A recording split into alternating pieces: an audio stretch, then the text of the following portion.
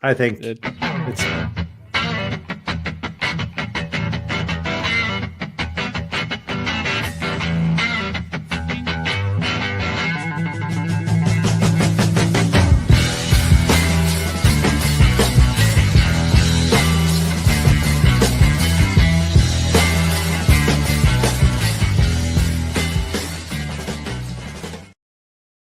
Welcome to the European Ham Radio Show. Kjetil's not here, but other Kjetil is down there. And I don't know how long you've been watching the show, Charlotte, but there's a reference in there. When Sean, Ham Radio Dude, was filling in for Walt, he was always other Walt. Oh, I think I did see some of the episodes that had that, actually. And I was like, what? When I first saw you guys say it, I was like, oh, right, okay. So, and we even have our foreign correspondent down there in the middle of some airplanes. So, first of all, before we kick off here again, tell us where you are. I'm at the Hi Fork, by the way. I'm at the National Air Force Museum in Dayton, Ohio. So we spent 2 days on Hamvention, and today we decided to see the museum. And which is better, the museum or Hamvention? Hamvention, of course. Hamvention, hey. No, and everyone and congratulations with 1,000 subscribers, by the way, again. Hey, yeah, Fork, thank you so much for subscribing. You are totally amazing. You are great, Fork. Thank you. And that brings us on to my next thing to say. If you're not subscribed to the European Ham Radio Show, please do, because we're not far off from 1,000 subscribers, which will help get us ad revenue once we have enough watch hours, and will help covering the costs of running the channel. And let's do the Ham Radio moment of the week before we go on to your license test questions. And the point of that is you guys got to ask us questions. Otherwise, we'll just go on tangents. So let's see how that works out. But Charlotte, I think you got a pretty big Ham Radio moment of the week. I do. So I actually passed my intermediate license exam yesterday morning. Hey, congratulations. Hey, congratulations. So yeah, we'll hopefully get my new call sign in a few days, and I get some more power, which is really cool. And then yeah, I'm going to start then studying straight away to go on to the full license. So yes, it's really exciting. And now you can use 100 watts, right? Yeah, 100 watts, which is that's cool. Yeah, great. 20 watts before? 25, but yeah. Yep. So that's good. You're going to notice that there's not a whole lot of difference between 25 and 100 watts, but that's pretty much exactly 1 S unit. Yep. According to Ward, you need only 20 watts. Yep. Yeah. But and then a medium-sized ocean nearby. That's the only case. These 20 watts works only for you if you have a G9. Yeah. Yep. Okay. Anything else this week, Charlotte, or has it just been the license test that's taken your focus in ham radio? So, I suppose not to pretend that we're all on 80 meters for a second, but I was actually sick for the whole week. So I was in bed with a really high temperature and tonsillitis, feeling really sorry for myself and trying to study for my intermediate exam. I did, however, get a bit further through setting up FT8, only to realize, so I set up my antenna, just for folks who are watching, I don't know, basically with a tree stump, there's a hole drilled in the middle, and then I have a 10-meter pole that I stick in that and then kind of lash it to the balcony railing, and then stick the antenna up there. It's fine. Only what I haven't tested this out in is when we've had some beautiful weather in Scotland recently, and when that tree stump is usually waterlogged and really nice and heavy, well, let's just say it isn't now. So I had to make a decision between rescuing the G90 or stopping this 10-meter pole pitch off a 4th floor balcony and kill people playing. Thankfully, I got both of them. But let's just say I'm not going to be operating at home for a while until I can figure out something else to do, because I nearly had a heart attack. Just first of all, nice save. But why don't you just strap the pole to the railing down and up? Why do you need the tree stump? With the shorter ones, I do, but the bigger ones, a spider beam pole, it's really heavy, and I was worried that the amount of torque that it would have, like, because it's quite windy out there, you're completely exposed, that it would kind of it wouldn't be strong enough just lashing it onto the balcony with, let's say, loads of cable ties. So I was a little bit kind of wary and thought I'll try and put like a weight on the bottom as well. But we'll see. This will be my next experiment. Why not? Yeah. Nice attitude. Very nice good. attitude. It's all about learning from your mistakes. I had one of those moments. For those people who watched the video I released on Friday, I think that's also a reason to join a club, because usually you get some antenna insurance with it. I don't know if it covers how does it say, gross neglectance or but I think usually there's some insurance involved as well if you join a club. At least for the DRC it is. I'm not sure. Is that a thing in Norway? Are we? Do we? And not for us. Only for the club. The clubs are usually insured for whatever the club does. Yeah. I will say that it has the tree stump and then 4 other bits holding it onto the railing. So normally it doesn't go anywhere. But oh my god, it was one of those things that was almost in slow motion. I was like, oh. Yeah. I had a couple of those moments as well this week out on my pod on Friday, and I even got it on video, because when I talk about how hard it is to secure a mast to a park bench, the mast topples over at the exact moment on camera. Nice save though. Yep. But it was a really, really good moment, and it wasn't scripted at all. It just happened.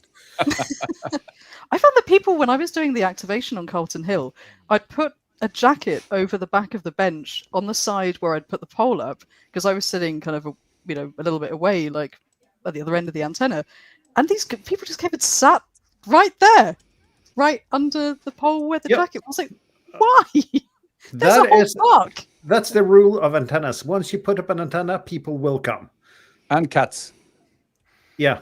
Yeah. And kids playing with your radials. Anyhow, let's get on to Jürgen.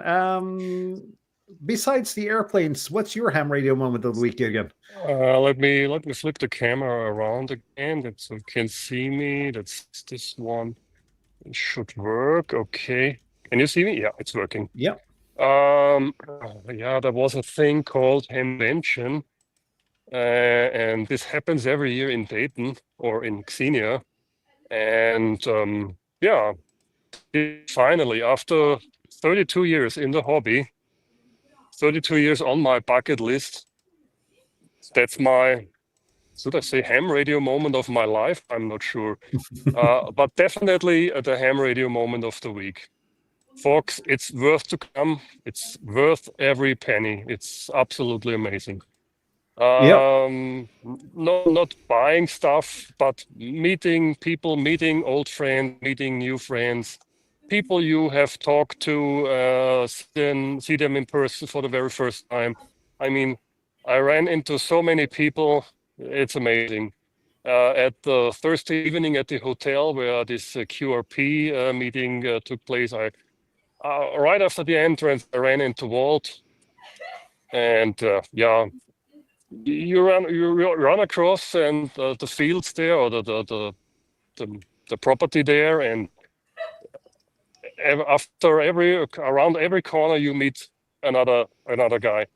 So how many decades do you have to be in ham radio until you meet familiar faces at Hamvention? That's the question. Yeah, I don't know. No, definitely. You have to be around for a while.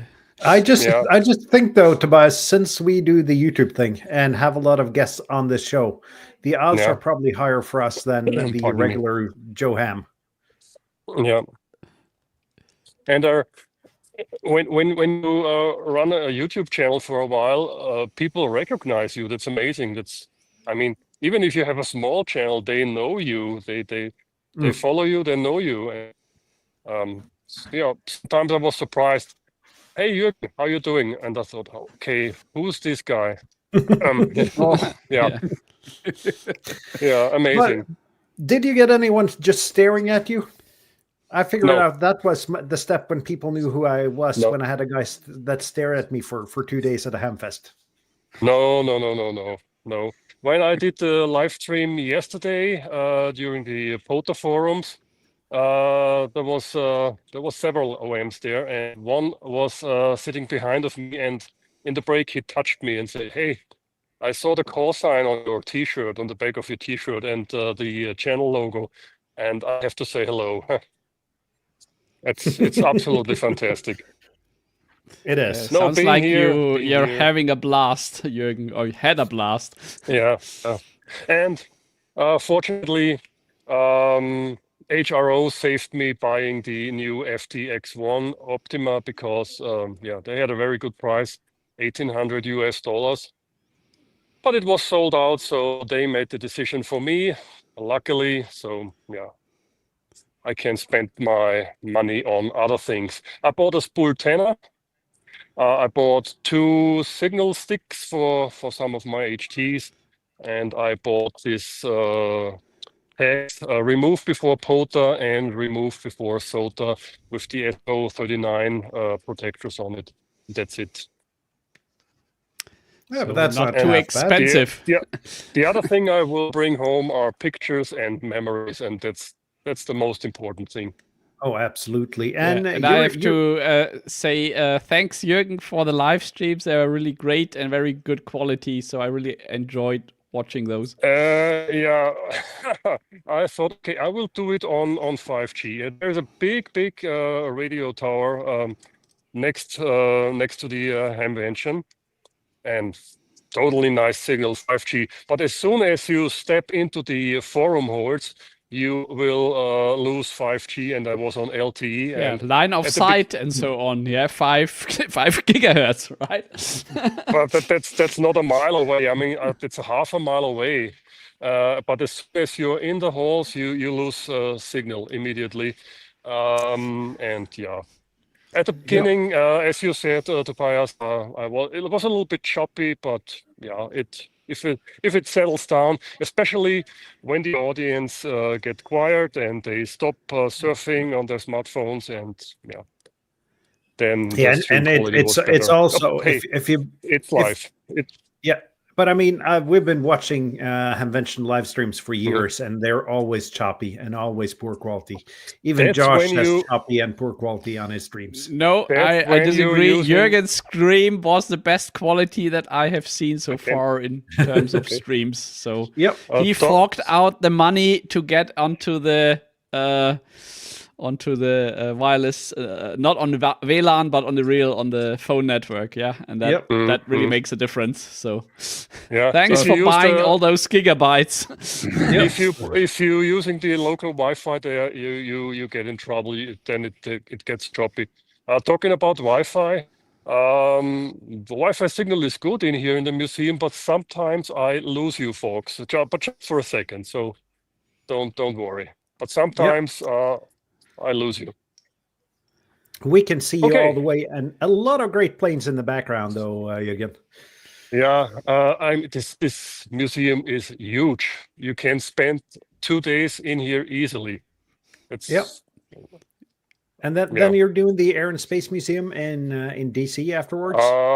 On the way back to Washington, we will drive back tomorrow. So we spent one more night here in Dayton, and tomorrow we'll go back towards Washington, and I will do some Parks on the activations. And let me go here. I will do some Parks on the activations, and I want to see the National Air and Space Museum as well, of course. And then we will spend at least one day in DC. Yeah, one of That's my the great plan. Yeah, one of my greatest museum moments is seeing John Glenn's Mercury capsule when you get into the Air and Space Museum. And you just realize how small and cramped that capsule is. And there's actually been a person inside that one. Yeah. Yeah. And So, folks, if you see these planes here in real life, it's unbelievable how big they are. I mean, the size of some of these planes is just amazing. If you see them in a movie or on TV or whatever, you think, okay, just a small plane, whatever. But these things are huge, really. yep. And the hall is even huger, I guess. Yeah, I think 747 or an 380 Airbus will fit in here easily. Awesome. Tobias, what's your ham radio moment of the week? Well, my ham radio moment of the week was, okay, let me try to show you. Light. No, my light is it's working.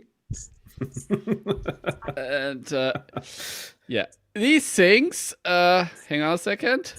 Can you see this? Yeah, I don't know if it's blurring. It's relatively. I'll embiggen you, Tobias, so the Yes, audience yeah. can see. It's probably Power poles. already trying to blur it.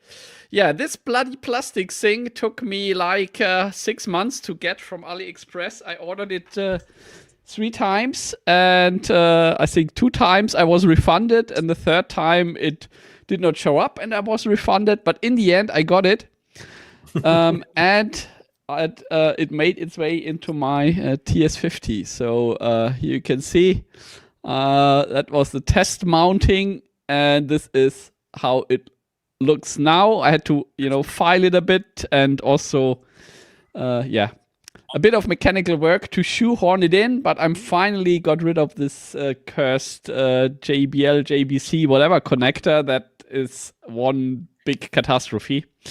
So yeah, that was the ham radio moment of the week, or the upgrade of the week.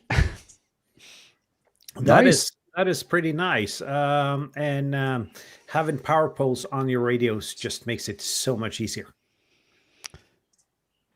And compared to the other guys, you still have about 5 minutes left for your ham radio moment of the week. Yeah, but there were not any other ham radio moments, I think. Yeah. No, it's kind of hard to top Hamvention and getting a license upgrade. Exactly. Let's just be modest for today and hand over to Bob. So maybe he did 20 summits in a row or something. Yeah, I can always try to. I think I should easily be able to outspeak just about everyone I know, but I'll try to keep it shortish. I've been doing videos this week, and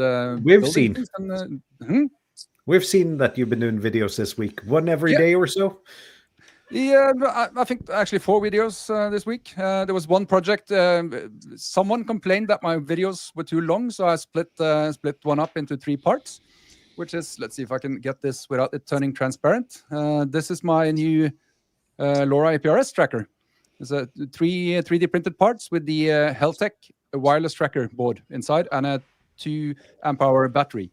Turns out that was a really, really good idea. I got the tip for the board from a friend from the club, and found this 3D printed enclosure for it. So I built it and tested it, and it works really, really well.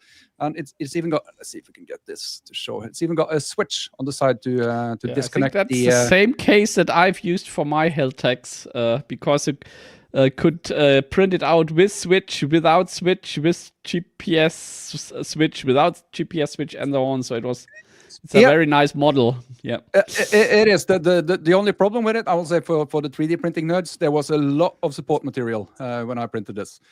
So I probably spent about an hour removing support material before I actually could do anything useful with it. Okay. But I can't remember how I printed that, on which side I printed it, but.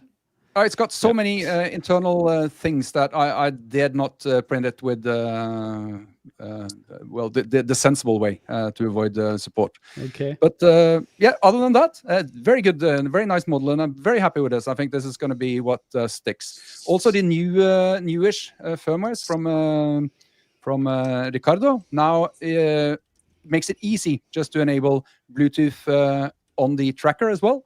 So that without any further configuration or turning things on and off, I can just connect to this tracker from my phone and do messaging or whatever else that I want to do when I'm on the go. And this thing will just continue doing the GPS positioning and sending out beacons. So very nice product. I think I'm sort of home when it comes to portable trackers. At least this seems to be the thing that I want to keep. That was the one build, and that was actually the latest build. I built the other thing first, but I published that video last. I created a dummy load, which is let's see if we can get this without the shine. So that's the case for the QRP Labs dummy load, or yes, that's the 3D printer case for the QRP Labs dummy load. This is at least on my screen. This is inversed now, but that's probably so I can point. So I can point the right way. That was. It looks like a really, really simple, quick build. I started doing that build. You can minimize me again if you want to. Started doing that. Started doing that build to build up some confidence before I started on the QMX Plus. We got a couple of hams over there Hey! with Jürgen. Welcome to the show, guys. It's Miguel. They cannot hear because I'm wearing my earpods. It's Miguel, IH9TQM. Yeah, you can always relay what we're saying, though, but great to have them on the stream. Great to have you on the stream, he says. And please subscribe. Yeah, please subscribe, he said. Okay, see you later at the Rocket Restaurant. Yeah. Oh, very nice. Yeah. Back to the dummy load. I built that to sort of get my feet wet and build some confidence before I start on the QMX Plus. Still dreading that a slight bit, but also looking forward to it. As I said, it looked like an easy build, looks like a quick build, but it took some time. It was time consuming to get this thing together, but it turned out nice. Tested it on the Rig Expert, and it was a good build. Fun little thing to have, I think. And so how many watts is that? 20, 25, or 10? 20 watts. Okay, good. Yeah. So and, G90 compatible. Yes, absolutely. And Very also, I tested on the Rig Expert, and it turns out that anything not HF, anything above 30 megahertz, you don't want to use it. But up to 30 megahertz is just brilliant. I think it's 1.1 and 1.12, something like that is the highest SWR I got on HF. Good for HF. Nice. And it looks like Jürgen went into a Faraday cage there. Yeah. Seems like it. So Yeah, he'll find his way out. very well shielded now, but maybe he comes back. I'm waiting for the plane. Lastly, for ham radio events of this week, I had a bit of an accident today. I accidentally got a new radio. It looks very nice. It does APRS, and it's the. Is it a 3 or the 5? It's the 5, FD5D. It's called. So as a ham radio acquaintance from not far away that was selling it, and he just put it up on a local chat group where we sort of decided that we should tell each other before we sell things on the Norwegian version of Craigslist or whatever you want to call it. It's called Finn.no, and he did, and of course I had an accident, and accidentally I was just gonna go do something else, but I typed I won it. What's your phone number? So you are aware that I have a FD2D for sale. That's 3 less than this one. It's actually 2 because the FD40 never happened. All right. It's like the Leisure Suit Larry games. I'm not familiar with those, but no. I know what it is, but I'm not familiar with the version numbers. But I think one Yaesu radio is sufficient for now. But we'll see if I can manage to ignore it when you put it up when I see you put it up for sale. It is. I got to say, the reason I'm selling it is because the user interface is extremely complicated.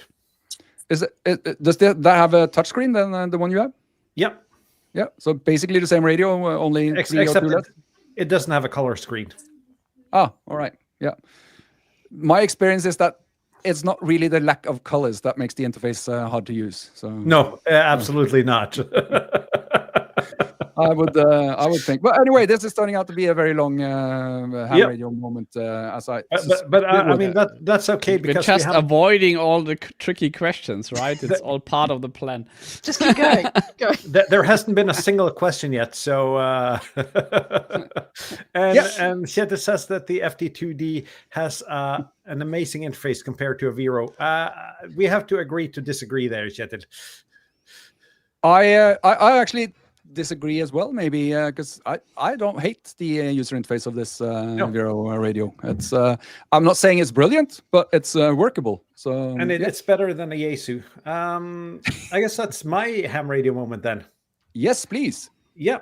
Well, I can start with the Yaesu radios because I convinced a fellow ham in my club to get started on FD8 with this Yaesu FD2000.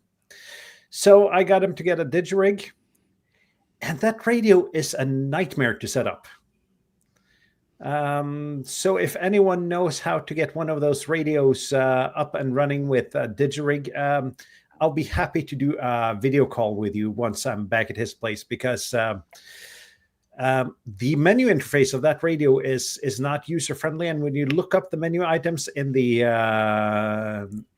manual, you get the same arbitrary selected combinations of letters and numbers. There's nothing that gives any meaning in the manual of that radio, or the menus for that sake. I can do it. My buddy Mike, who is for MXP, is using the FT2000. No DG rig, but I can give you the settings. Yeah, I'll give you a call once I'm at his place, probably towards the end of the week again, because probably Saturday. Yeah, Saturday I'll be at the Nordic VHF meeting. So how about then Sunday? Maybe on Sunday is okay. Yeah. Totally. Yeah. We'll figure something out when we're not on stream again. And when he's back home and has recovered from jet lag, right? Yeah. Yeah. No. But on to the moment of the week. Actually, 2 moments this week. First of all, Kjetil managed to add a fantastically beautiful park to the PODA program earlier this week. Someone asked him, said this was a great space. Could you add it? And he said yes. Had a great activation there on Friday, just by Saltwater, with a new mast, a new antenna, and a new park. First of all, I didn't prepare good enough. I got a video on this. I'm not going to go into details, but that mast, due to lack of places to strap it, fell over quite a few times. Made filming and editing a good video almost impossible. But the location is pretty. The second ham radio moment of the week, this little thing, the Liligo T-Deck.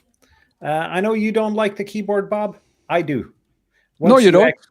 Once you do the magic push a couple of places in order for it to connect, it actually works. I'm able to type messages on it. It still says no keyboard found when I go into the message app until I magically press it hard and soft a couple of places. Please do show our viewers what you need to do to enable the keyboard. Let's see if I can get this done. I do have another camera here. Let's see if I can switch to that. Let's see if that was not the right camera. Okay. I have it somehow here. No, I cannot show you on that camera. Okay, why am I full screen? Okay, yeah, okay. Because we want to see. Let's see here. You press the menu button here. No. Menu, flip down to... It's really hard to do this on camera. Yeah, that trackball, it's not really brilliant either. So it's not. I just got to find the message menu first, and then I can show you the keyboard. And it says no keyboard detected. Yeah, then you have to magically press, and then it suddenly starts working. Okay. Oh, Besides that, though, an excellent device. The GPS is really quick on getting a satellite fix on it. Build quality is Chinesium, but I was expecting that. Screen is great. So it's my favorite tracker so far. Just being able to actually type messages straight on the device. And then I mean, I've been talking about my T Echo, which I bricked, and then Ricardo sent me a comment today on YouTube that just message me and we'll get your T Echo open up again. So that might be my favorite tracker in a week's time. But I've been playing around with lower A-Press. I switched the antenna and the coax around, put up another digipeater today just to try to expand the range here. The digipeater is not working properly, but let's not talk about that. But besides that, having a good time with lower A-Press finally after 6 months. And I guess that's my moments of the week. Actually, I can tell you, I actually got your message. I was out testing the tracker that I built, and I spoke to Morten on the phone, and he tried to send me a message, and I tried to film it being received, but I wasn't patient enough. But I actually got it. It turned up on the tracker. It's still It's still in here. I'm not going to try to do the zooming in thing, but it's. I received your message on this over LoRa APRS. So Yep. very cool that we can actually message and have a normal like SMS type conversation on this technology now, even though It is. you live far apart from where I am. Yep, it is really cool. And now I'm just going to convince every other club members that bought the boards after your talk to actually get them up and running and start using them. I'm thinking we need to have a club night where we set the boards up and get it working for people. We did that after I did the presentation at my club. We did maybe a month and a half afterwards. We did a follow-up where we brought in the devices and had questions and answers. And after that, it really took off at this side of the Oslofjord. Yep. So if you're not into LoRa APRS, give it a go if it's legal where you are. And now on to the topic of today. 30 minutes and 45 seconds into the show. Give us your best license test questions. And I see Bob's got a question posted here. And that's not me. That's not you? Oh. Okay, who else is logged on as the European Ham Radio Show then? I would guess Kjetil, maybe? Kjetil, yep. Yeah. Please explain how you'd select the correct type of capacitor for an LC tuning circuit for HF radio. I think I need to go to the toilet now.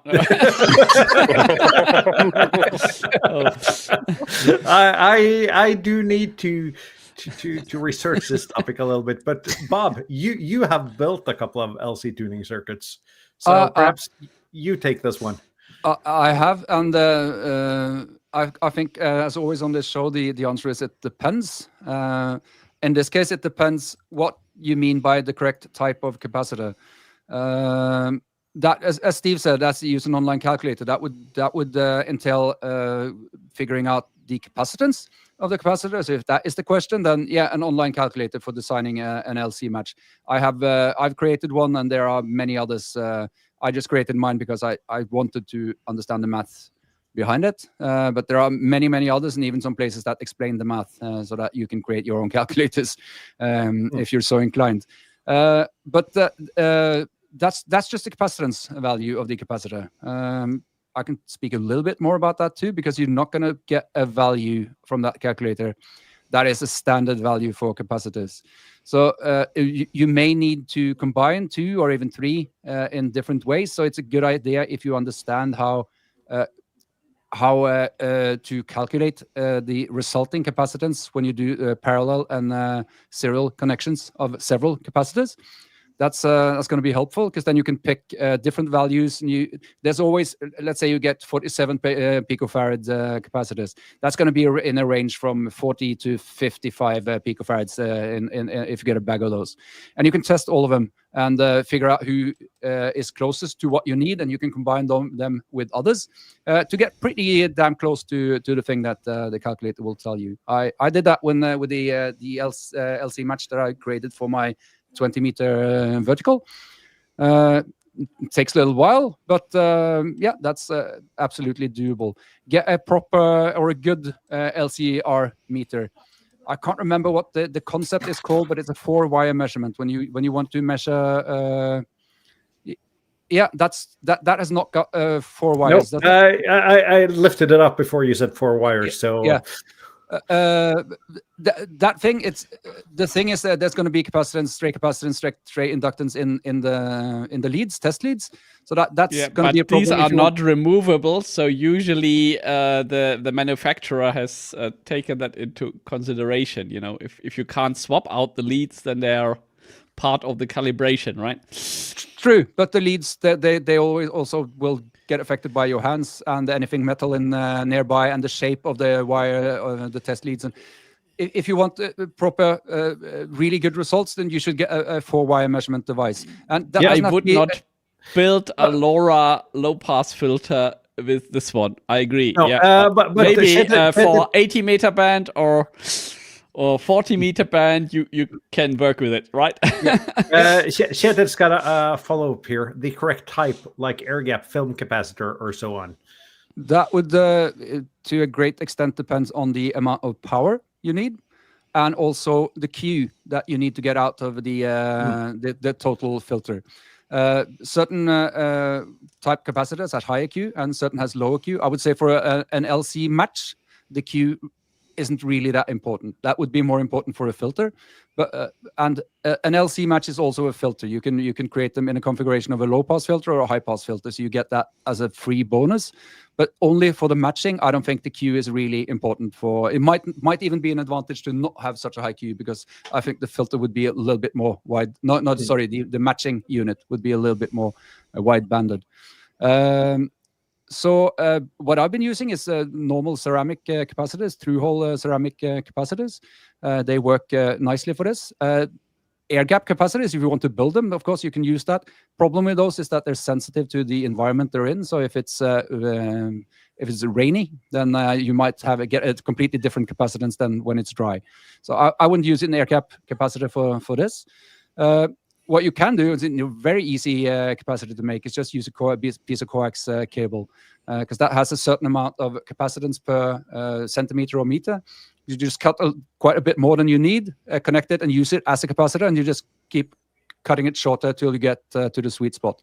That's a very nice, simple capacitor that you can make, and it's not a variable, as in you can change it all the time, but you can tune it to you get to the exact same point.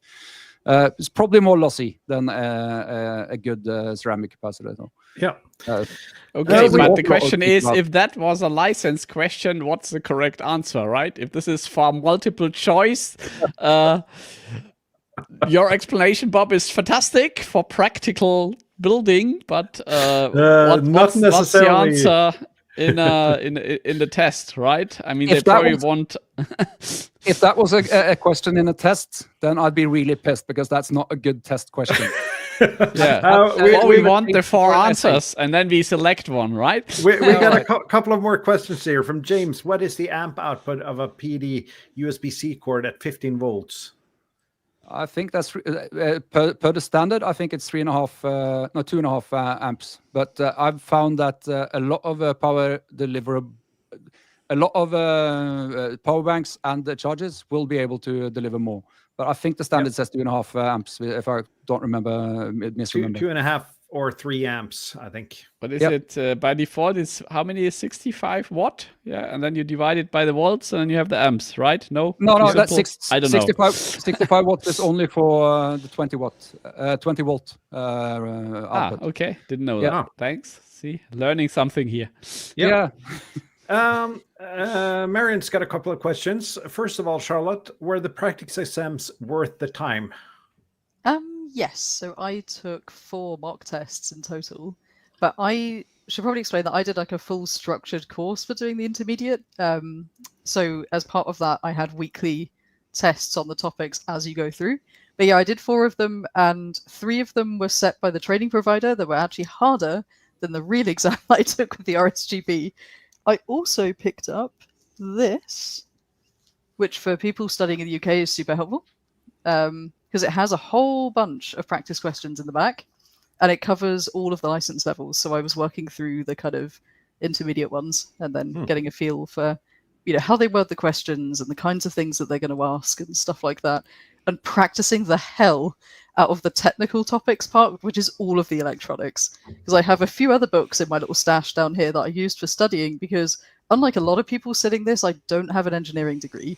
So it's been a long time, if ever, that I've ever learned or looked at any of this stuff.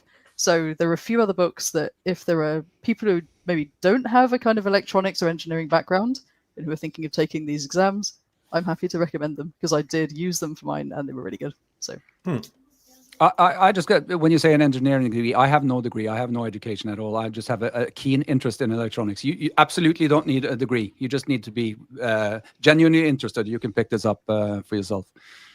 Yep. But it also, maybe I can quickly. People learn in different ways, though. Some people need the hands-on practice in order to understand the material. I'm one of those. There was one Yep, go ahead, Charlotte. One of the top marks, I sort of made a couple of notes before coming on the stream, and I was like, actually, the top thing that I wrote was, I think, how successful I would certainly be sitting this, the exams of this kind of material. It just purely depends on how the content is delivered. So, if it's something for work, I could read a book and probably take an exam and it would be fine. But something like this, where a lot of it's unfamiliar, I found that actually I was doing 2-hour weekly tutorials as part of it. That worked really well for me because of how I learn things. So I found that really useful for kind of absorbing the theory, and then I would do some practice sort of questions, and then I'd go back and ask questions that kind of came out of the whole thing. That I found really useful, whereas other people might hate that and think, oh no, I just want to literally read the book and then go in and sit the test. I couldn't do that with this. No way. I think I failed. And I think that's, yeah, go ahead, Bob. Yeah, I think that's a very cool thing about learning in our hobby, because I sort of have it the same way when I have to get some new skills, get some new knowledge. All the things that I talked about the LC matches and just now, I knew I wanted to make that match that I made for the 20-meter antenna. This is a year ago, maybe a little bit more than a year ago. And I would read page up, page down, and I would read books, and I would spend an awful lot of time researching this. But I didn't get any sort of good grasp on the subject before I actually got into my shop and built the thing and measured it and tested it and took it portable and actually played radio with it. And this is how I sort of gained an understanding of how this thing works, how you build it, how it's supposed to be done. And I think that's a big gift of our hobby. You can read about things, but we get to play with it. We get to do it. We get to experiment. Exactly. So, yeah. And it's as been said in the chat. I can find that message now, but it's a license to learn. Yep.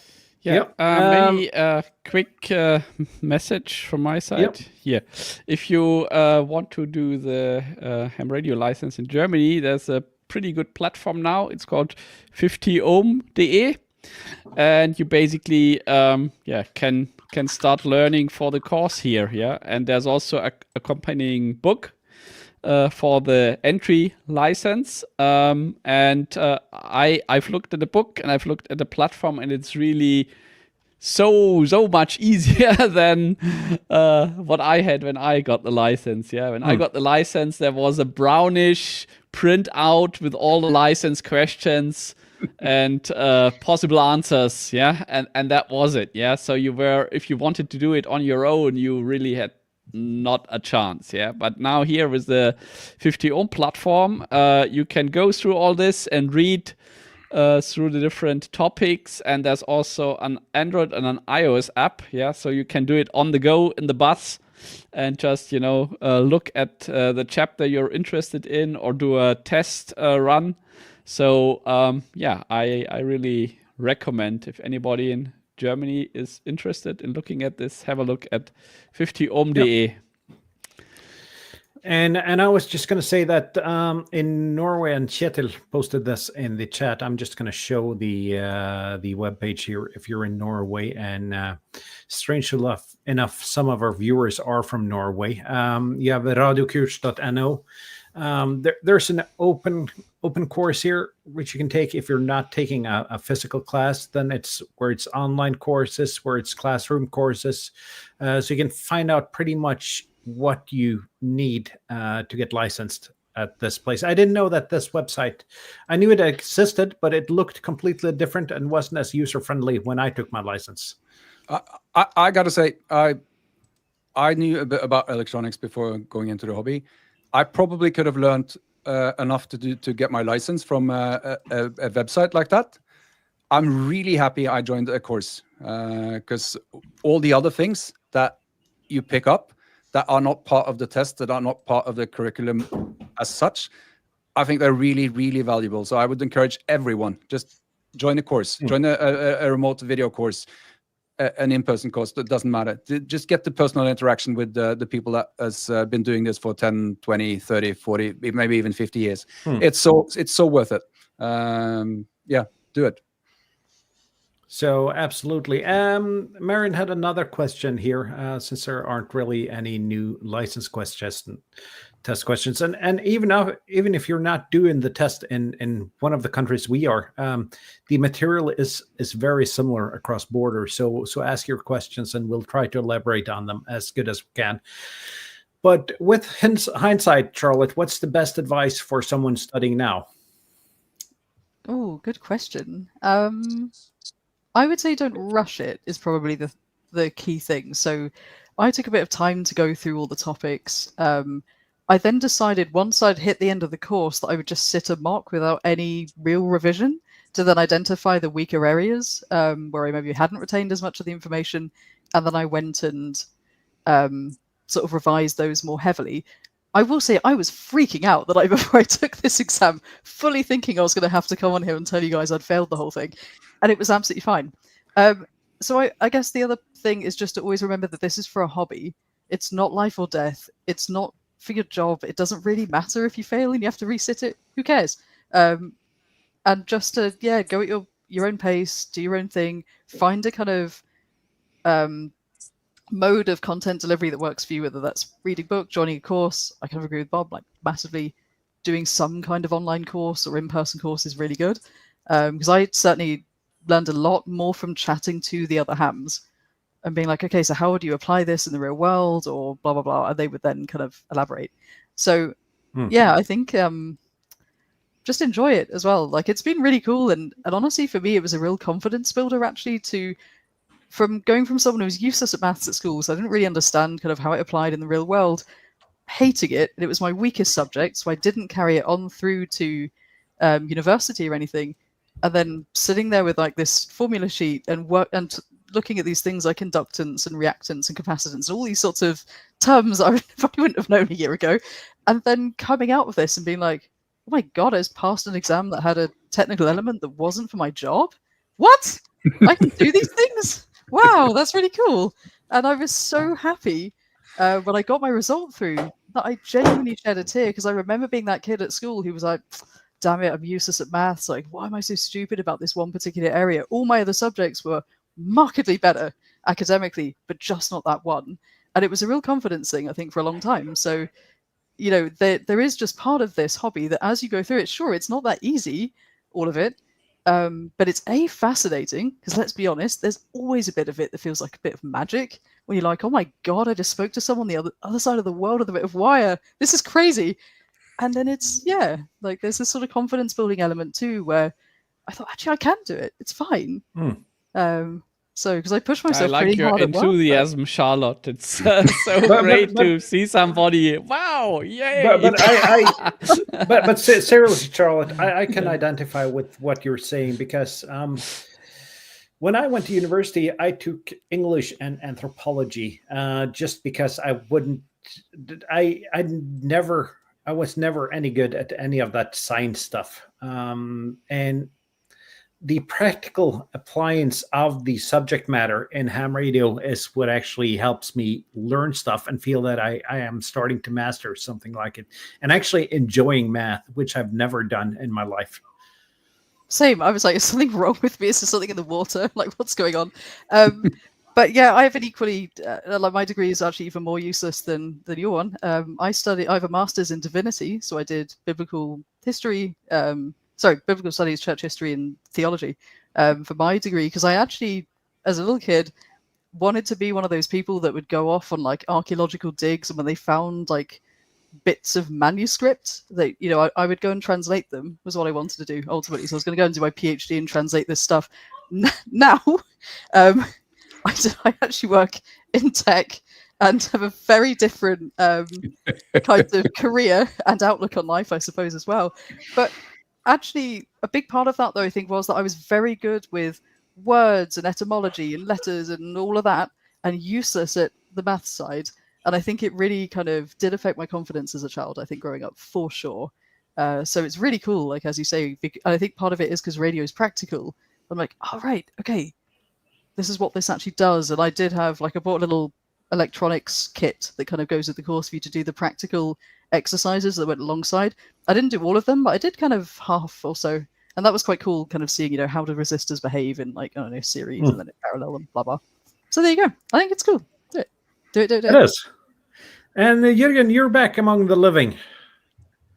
Yeah, just muted my microphone because partly it's very loud in here because of the people and there is some noise in the background.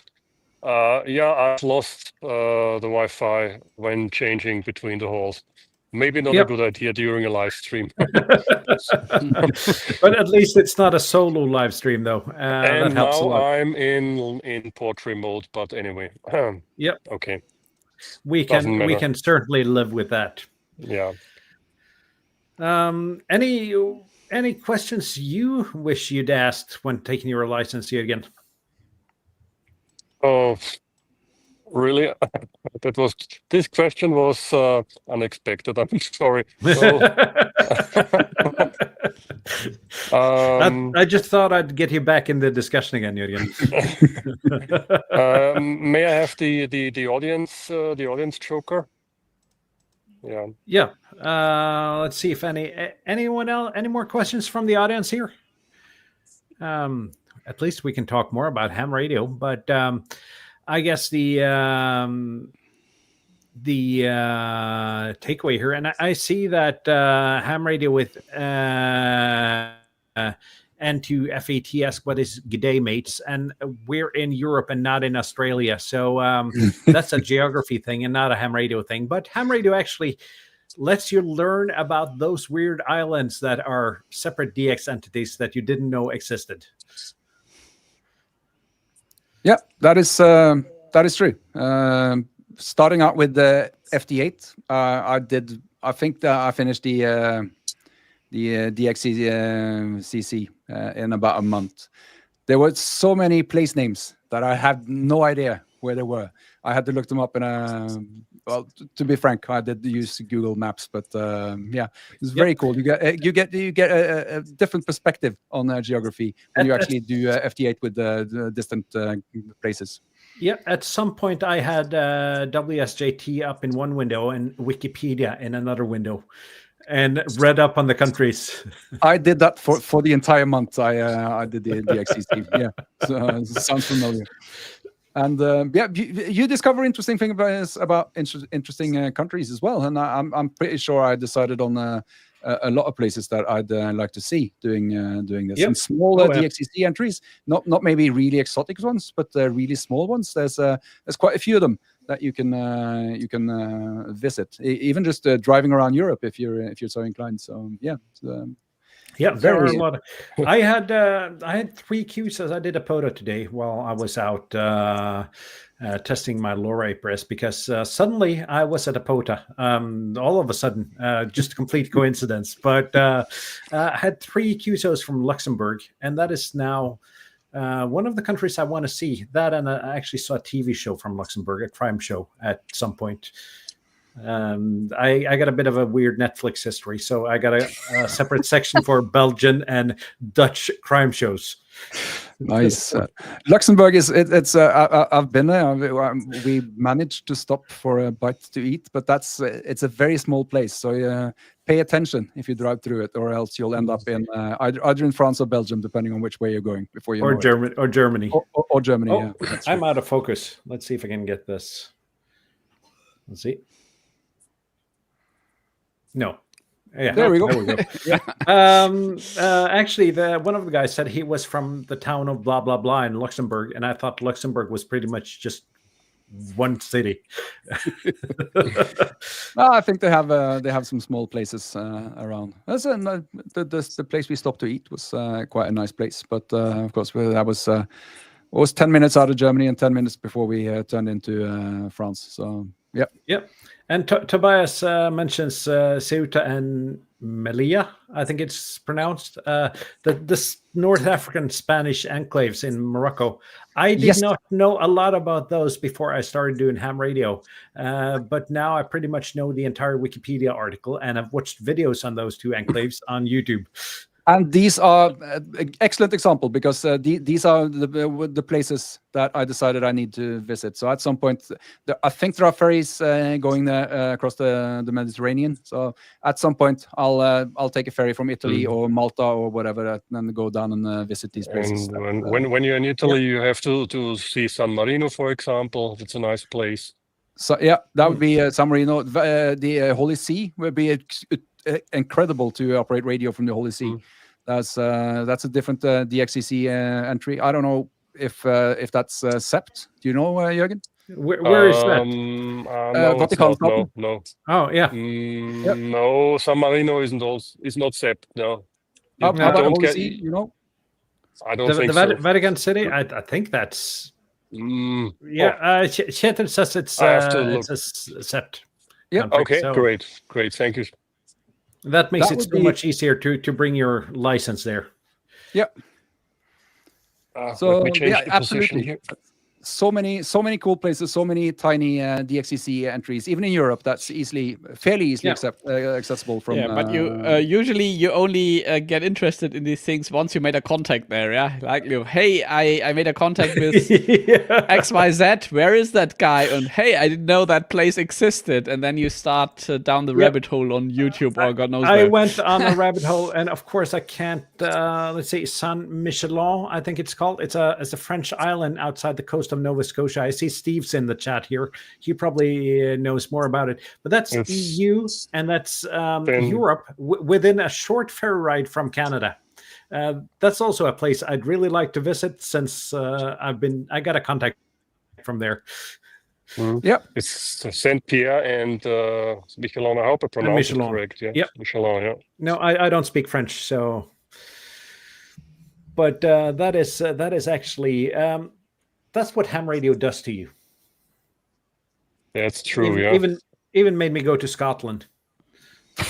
I'd go to Scotland without the ham radio easily. Oh, yeah. I've never been, but it sounds like fun. So, yeah. Scotland's, or I can speak for Scotland. I can speak for Edinburgh, and that's a really nice city. It's beautiful, but usually terrible weather. But we've had a whole spate of amazing weather recently. I'm shocked that I'm saying this, I know. And this idiot managed to actually get sunburned doing a photo activation in Scotland. Never happens. So there we go. We got a question here from Donnie. If there's an English exam available for the license test in Norway, I think the answer to that is no. We had some American wanting to do upgrade to a Norwegian license just about a year ago, and that was not an option at that time, at least. No, I don't think either. I've actually researched that question at some point, but I can't remember what I figured out. What I know is that we had an examiner that's attached to our club that offered to verbally translate all the questions for him. Because you can do a verbal exam. People with dyslexia or other learning disabilities are able to take the exam verbally. So not sure if that applies if you don't speak Norwegian, but in some form for a Norwegian test, that would be a learning disability. So I would guess it'd be possible. Not sure though. Check out with the call the office of the Norwegian League. Yep. Or find if you're attached to a club in Norway, see if there are any examiners attached to that club, and you can ask them directly. That might be easier. And Kjetil says you can get help to translate it during the exam and have them write it for you too, but they can't help. So I guess it's possible to take the exam in English then. Nice. I was actually expecting a lot more questions, but I guess a lot of our viewer base is actually seasoned hams, though. All from the US, and could be. Right. We forward all the US questions to Jürgen. He knows it all. Please do so. Yeah, no problem. I think I replanted this idea in your head last week, Morten, to do this type of show. But what I really was thinking about was creating maybe a different set of the streams or shows not on this spot, but at another spot for people actually doing the coursework and not having taken the exam yet. Maybe there's some format that we could do as sort of a study group or something, and we could stream that as well, because I think that would be useful for people to watch. We can have a different theme every other week or something where we do that. I think that it might be a good thing. I could easily volunteer to do to lead some of the streams. I can volunteer to do that every week. But I think between us and between all the subjects that could come up, I think that could be a really cool thing to do. So it can absolutely be a really cool thing to do. And just do it generally, because at least among the CEPT countries, there is some common space in the subject matter. I know that. Go ahead. Yeah, go. Yeah, okay. I know that a lot of American YouTubers have, streams and videos on certain license test topics. And I got to be honest, Ham Radio Crash Course helped me get licensed. Once I kind of picked off what was not usable for me and picked the important parts. Yep. I'd say of the things that you need to know, I can tell you about all the questions you'll get, but of the things you need to know to be a ham, 95% is common in every jurisdiction. You should understand these 95%. You should be familiar at least with these 95%, no matter where you're going to take your license. So I think an event like that, maybe once a week or maybe every other week or something, could be a useful thing. But we have to reach out to and attract people that aren't licensed yet for this to be useful, because today, as you say, most of the people watching are seasoned hams. Most of the people watching have had their license for a lot longer than I have. So know a lot more than we do. We just talk about it live on YouTube every week. Yeah, I know. But some kind of Elmering platform would actually be good. And we do have our Discord. If you're not joined there, that's usually Kjetil's spot to remind us about the Discord. hamshow.eu/Discord. If you ask your questions there, we got a good international crowd there that should be able to help you around with a couple of things. They can. I'm sure they can. They will help you. Yep. Discord is the place to be. Yeah, I'm not sure. Did you get any help through the Discord when getting a license, Charlotte? Yeah, I was asking questions and being like, I think I was asking more general kind of like, what does this mean and blah, blah, blah. But yeah, definitely. And we're not judgmental. We're not judging you for any kind of questions. Ask your questions in there and we'll answer them respectfully. To be honest, we are judgmental. We just hide it really well. You're not supposed to say that out loud, Bob. Sorry, that's for backstage. I'll stop asking stuff now. That's it. You've done it now. We're saying about dumb questions, so being no dumb questions and all that. And that is very, very, very, very true. If you don't know, the only dumb thing is not to ask. So yeah. Yeah, and there you might run into stupid people answering your questions, but just ignore those people. True. Yep. We're past the hour mark. So if any of those guys here answer your questions, take it with a grain of salt. No, just kidding. Absolutely.